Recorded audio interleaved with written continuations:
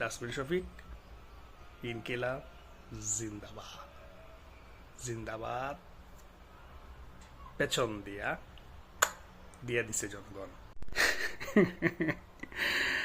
আজকে ডাস্টবিন কট খুলনা প্রেস ক্লাবের সামনে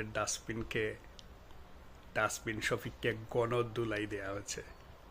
এটা কেবল শুরু, এটা তো কেবল শুরু। ডাস্টবিন শফিক সে নিজেকে ইউনুস থেকেও বড় কিছু ভাবতে যাচ্ছিল, নিজেকে বিশাল বড় পণ্ডিত ভাবা শুরু করেছিল। তাই তো তাকে দেশে বিদেশে সব জায়গায় অপমান করে মানুষ। এখন গণপিটুনি শুরু হয়েছে। আস্তে আস্তে এই অবৈধ সরকারের যে প্যানেল রয়েছে, প্যানেলের প্রত্যেকটাকে এভাবে মানুষ প্রতিরোধ করে এদেরকে রাস্তায় করে এদেরকে ছেড়ে দিবে। ঠিক আছে, তো বুঝে নেন, এটা কেবল শুরু।